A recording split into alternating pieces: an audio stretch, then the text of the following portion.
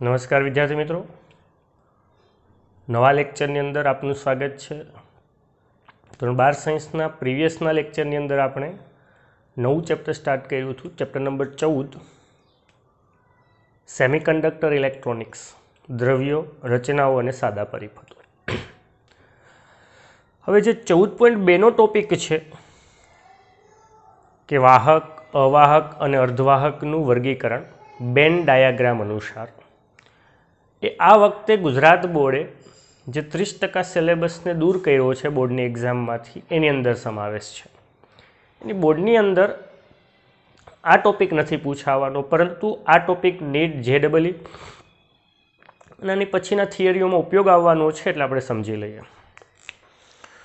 Okay, બેન diagram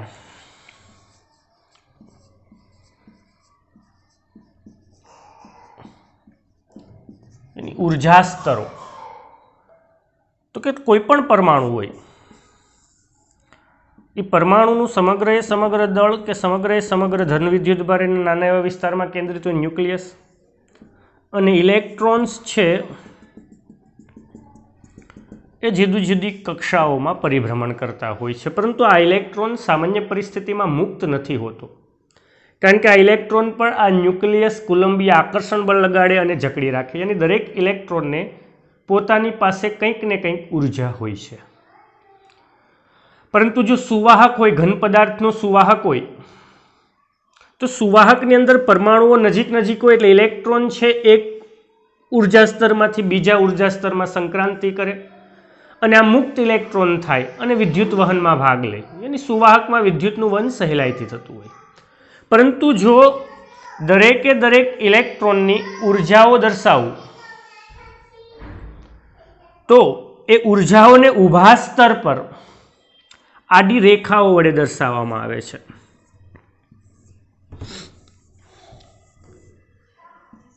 યાની જે ઉર્જા સ્તર જેમાં ઇલેક્ટ્રોન સંપૂર્ણ ભરેલા હોય એને કહેવાય વેલેન્સ બેન્ડ। જે ઇલેક્ટ્રોનથી સંપૂર્ણ ભરેલા હોય છે, એમાં ઇલેક્ટ્રોન હોય છે, ઇલેક્ટ્રોનને પરંતુ મુક્ત નથી હોતો, બંધિત અવસ્થામાં હોય છે। અને એક ઉર્જા સ્તર જે ઇલેક્ટ્રોનની દ્રષ્ટિએ સંપૂર્ણ ખાલી હોય એને કહેવાય કંડક્શન બેન્ડ। જોજો, એક ઉર્જા સ્તર જે ઇલેક્ટ્રોનથી સંપૂર્ણ ભરેલ છે એને કહેવાય વેલેન્સ બેન્ડ, એક ઉર્જા સ્તર જે ઇલેક્ટ્રોનથી સંપૂર્ણ ખાલી છે એને કહેવાય કંડક્શન બેન્ડ। જો વેલેન્સ બેન્ડનો ઇલેક્ટ્રોન ગમે એમ નહીં, એને કંઈક ઉર્જા આપવામાં આવે, તો વેલેન્સ બેન્ડમાંથી કંડક્શન બેન્ડમાં સંક્રાંતિ કરે તો વિદ્યુત પ્રવાહનું નિર્માણ થાય, વિદ્યુતના વહનમાં ભાગ લે। પરંતુ આ વેલેન્સ બેન્ડ અને કંડક્શન બેન્ડ વચ્ચેનું જે અંતર છે એને કહેવાય ફોરબિડન ગેપ।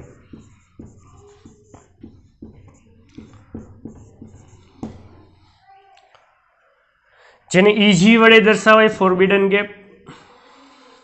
જો સુવાહક હોય, સુવાહક એટલે કોણ? કોપર, એલ્યુમિનિયમ વગેરે, સોડિયમ, કે જેની અંદર જોજો વેલેન્સ બેન્ડ તો હોવાનો અને કંડક્શન બેન્ડ હોવાનો।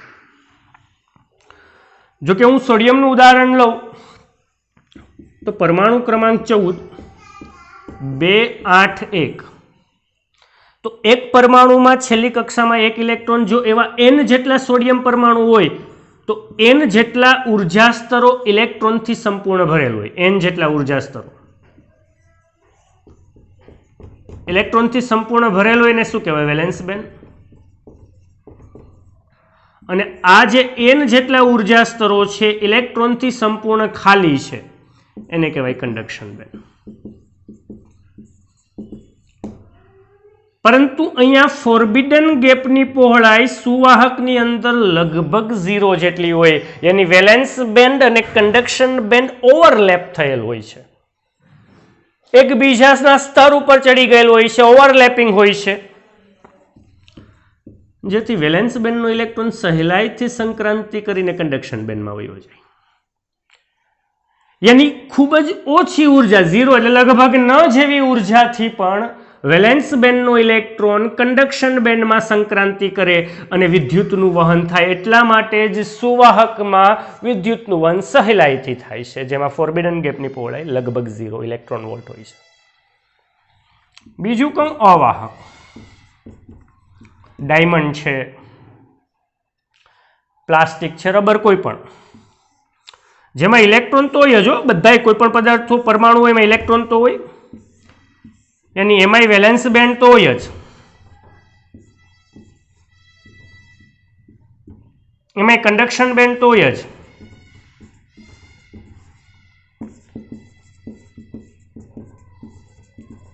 परंतु वेलेंस बेंड अने कंडक्शन बेंड वच्चेनुं अंतर यानी फोरबिडन गेपनी पहोळाई 3 इलेक्ट्रॉन वोल्ट थी वधारे यानी खूब ज वधारे होय. वेलेंस बेंड अने कंडक्शन बेंड वच्चेनी पहोळाई फोरबिडन गेपनी पहोळाई 3 इलेक्ट्रॉन वोल्ट थी वधारे होय.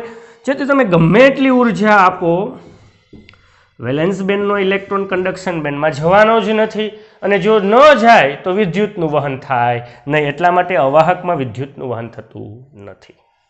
त्रीजुं अर्धवाहक, આપણો ઇમ્પોર્ટન્ટ ટોપિક यानी સેમિકન્ડક્ટર, જેની અંદર એ વેલેન્સ બેન્ડ હોય અને અર્ધવાહક તરીકે કોણ હોય? સિલિકોન અને જર્મેનિયમ, જેની છેલ્લી કક્ષામાં 4 વેલેન્સ ઇલેક્ટ્રોન હોય, એકમાં 4 એમ એનમાં 4n यानी 4n જેટલા ઉર્જા સ્તર હોય,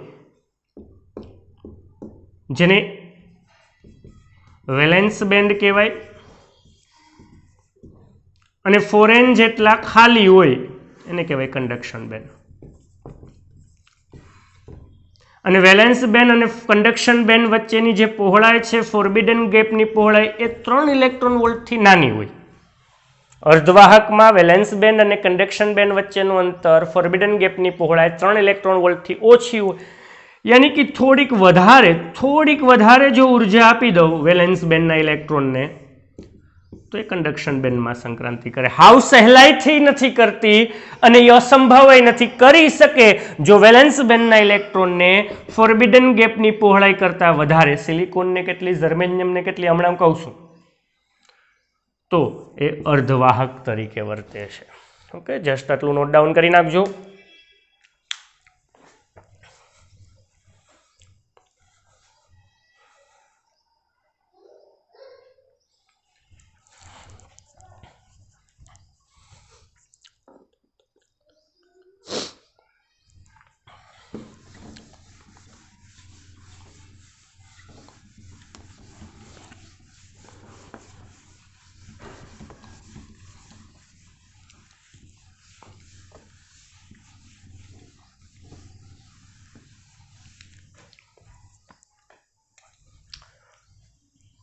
ओके, हवे नवा टॉपिक पर आवीए. शुद्ध के आंतरिक अथवा एने कहेवाय अंतर्गत अर्धवाहक अथवा कहेवाय इंट्रिंसिक सेमीकंडक्टर, यानी जे कुदरत में मूलभूत स्वरूपे मळी आवे छे एवा अर्धवाहक सिलिकॉन अने जर्मेनियम, के जे कुदरतनी अंदर मूलभूत स्वरूपे मळी आवे छे, प्राथमिक स्वरूपे मळी आवे छे. तो आपणे नवो प्रश्न जोईए, प्राथमिक अर्धवाहकमां अथवा एने शुद्ध अर्धवाहक कही कहूं, अथवा एने अंतर्गत कही कहूं, अथवा एने आंतरिक कही कहूं. प्राथमिक अर्धवाहकमां इलेक्ट्रॉननी संरचना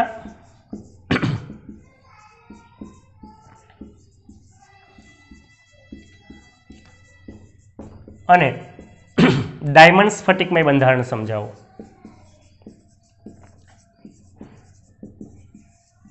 तो स्फटिकमय बंधारण समजावो.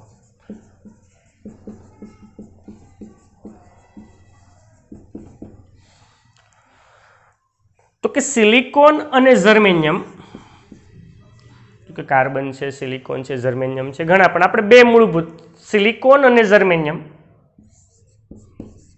कुदरत में मूलभूत स्वरूपे अर्धवाहक तरीके वळी आवे छे. परंतु जो एमां कोई अशुद्धि उमेरी न होय, ते मूलभूत स्वरूपे होय तो एने अंतर्गत के शुद्ध अर्धवाहक तरीके ओळखवामां आवे छे. ओके, सिलिकॉन नो परमाणु क्रमांक 14 है, खबर है ने, यानी में प्रोटॉन की संख्या 14, इलेक्ट्रॉन की संख्या 14. यानी कि हूँ एनी इलेक्ट्रॉनिक संरचना लखूं તો પહેલી કક્ષા 2 ઇલેક્ટ્રોનથી સંપૂર્ણ ભરેલ, બીજી કક્ષા 8 ઇલેક્ટ્રોન સંપૂર્ણથી ભરેલ અને ત્રીજી કક્ષામાં 4 ઇલેક્ટ્રોન છે, યાની ત્રીજી કક્ષા 4 ઇલેક્ટ્રોનથી ખાલી છે. તમે કેમેસ્ટ્રીની અંદર ભણી ગયા કે કક્ષા એટલે 1s2 સંપૂર્ણ ભરેલ, ત્યારબાદ 2s2 2p6 L પણ સંપૂર્ણ ભરેલ, 3s2 3p2 3s2 તો બરોબર છે પણ 3p2 યાની આ m કક્ષા છે એમાં 4 ઇલેક્ટ્રોન ખાલી છે, 4 ભરેલ છે. યાની એના જેવા 3p જેવા જ બીજા 4 સિલિકોન સાથે એક એક ઇલેક્ટ્રોનની ભાગીદારી કરી અને સહસંયોજક બંધથી જોડાયેલ હોય છે સિલિકોન, યાની કે એક સિલિકોન પાસે 4 વેલેન્સ ઇલેક્ટ્રોન છે. જોજો ઇન્ટરેસ્ટિંગ, આ દોરવાનું થશે તમારે. પરંતુ સિલિકોન એના જેવા જ 3p એના જેવી જ કક્ષાઓ હોવી જોઈએ, તો એના જેવા જ સિલિકોન સાથે, પરંતુ કેટલા 4 સિલિકોન પરમાણુ સાથે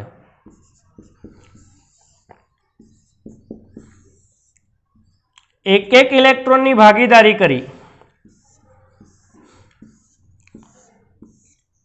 અને સહસંયોજક બંધથી જોડાયેલી, યાની કે એક સિલિકોનને કેટલા સહસંયોજક બંધ હોય? 4 સહસંયોજક બંધ હોય, યાની એ ટેટ્રાવેલેન્ટ પ્રકારની રચના ધરાવે. એમ આઈ સિલિકોન છે એની પાસે 4 હોય તો એ પણ એના પાડોશી 4 સાથે એક એક ઇલેક્ટ્રોનની ભાગીદારી કરી અને 4 સહસંયોજક બંધથી જોડાયેલ હોય. એમ દરેક આખો સ્ફટિક લઉં n પરમાણુનો સિલિકોનનો સ્ફટિક, તો દરેક સિલિકોન પરમાણુ પાડોશી સિલિકોન સાથે એક એક ઇલેક્ટ્રોનની ભાગીદારી કરી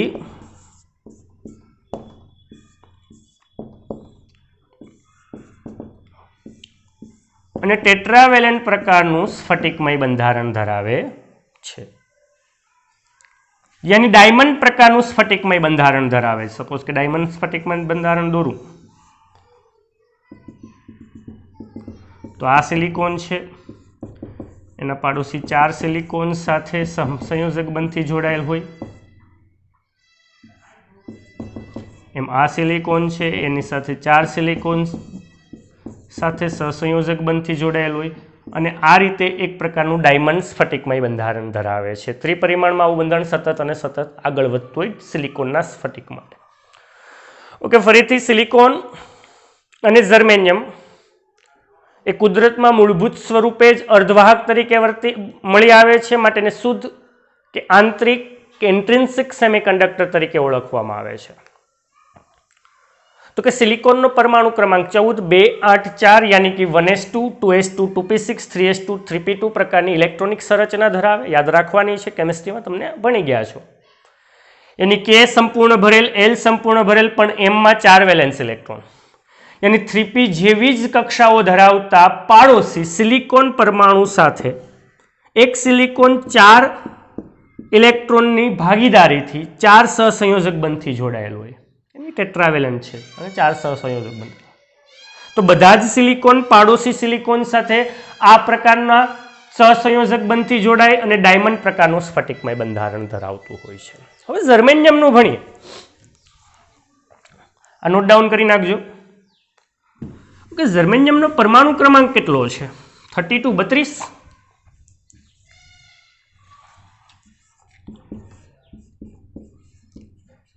यानी कि पहली 1 बीजी 8 ત્રીજી 18 सॉरी पहली 2 हो 2 8 18 18 ने 22 28 અને ચોથીમાં 4 વેલેન્સ ઇલેક્ટ્રોન હોય છે, यानी 1s2 કે ભરેલ, 2s2 2p6 Li ભરેલ, 3s2 3p6 3d10 Mi ભરેલ, परंतु 4s2 4p2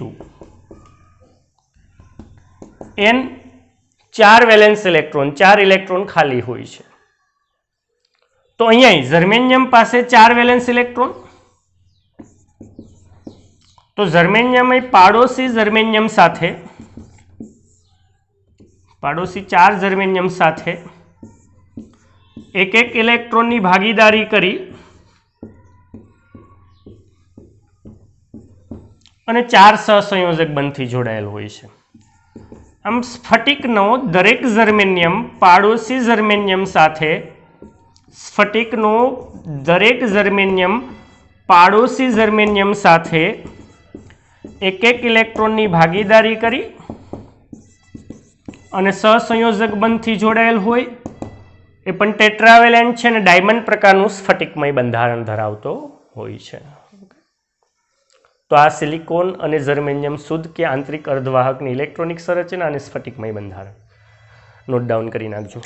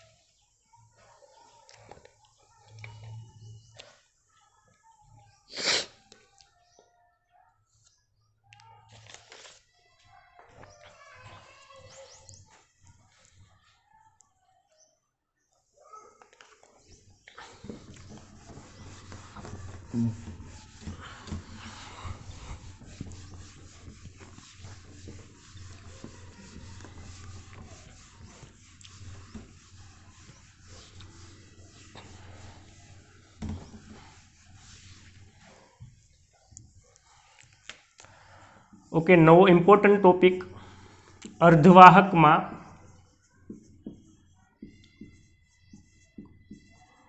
होलनी संकल्पना समझाओ।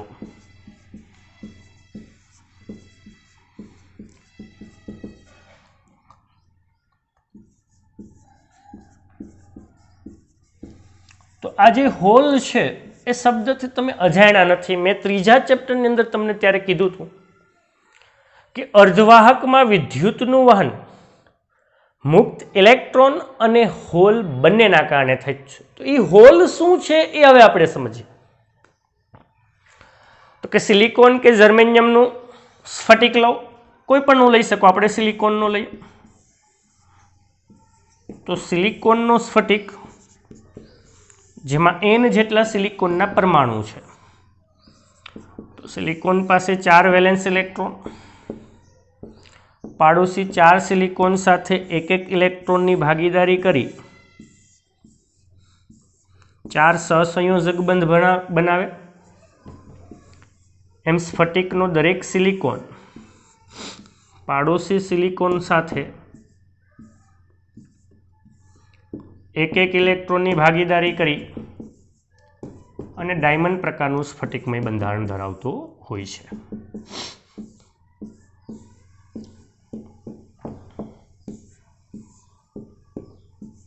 परंतु अहींया इलेक्ट्रॉन्स छे, 4 इलेक्ट्रॉन्स छे, एक सिलिकॉन थी तमने 4 इलेक्ट्रॉन्स मळे, परंतु ई 4 इलेक्ट्रॉन कई मुक्त नहीं, विद्युतना वहन में कई भाग नहीं लेता। जो 4 वेलेंस इलेक्ट्रॉन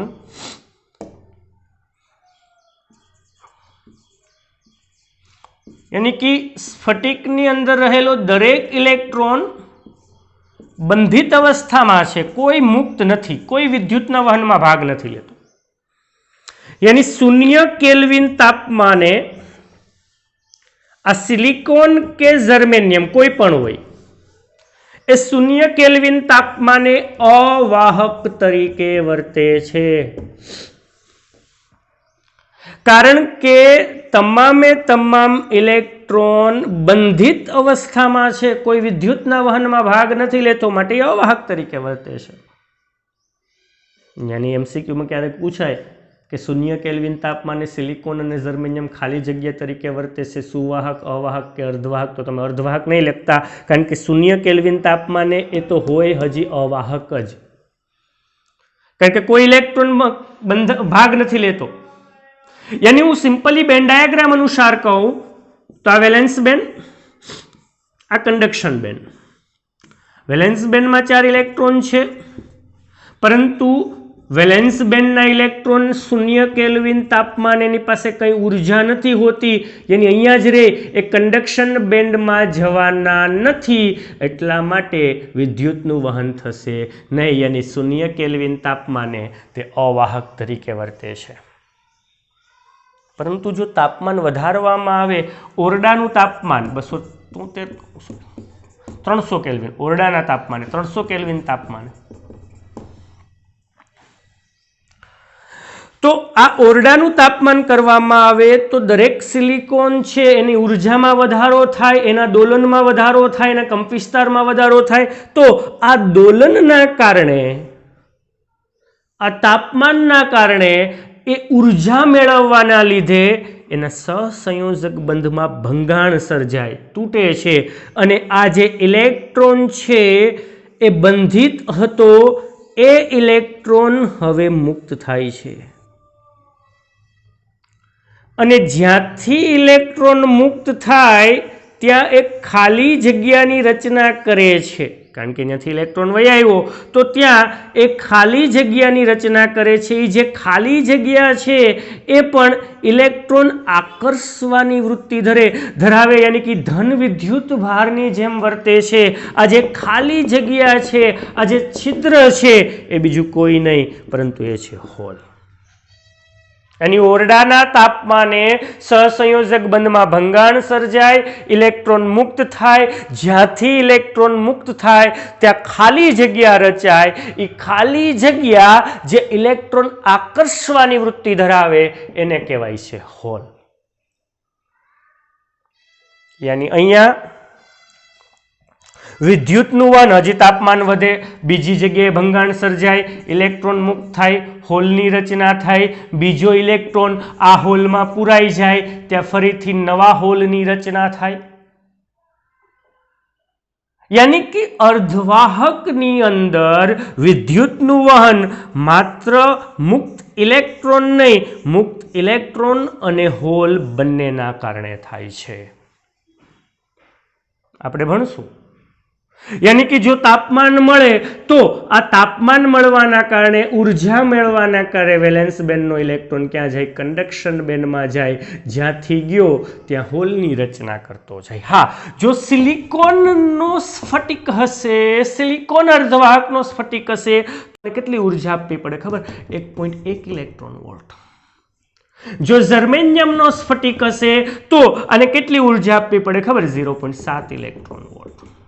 ને આટલી ઉર્જા તો ઓરડાના તાપમાને મળી જાય છે.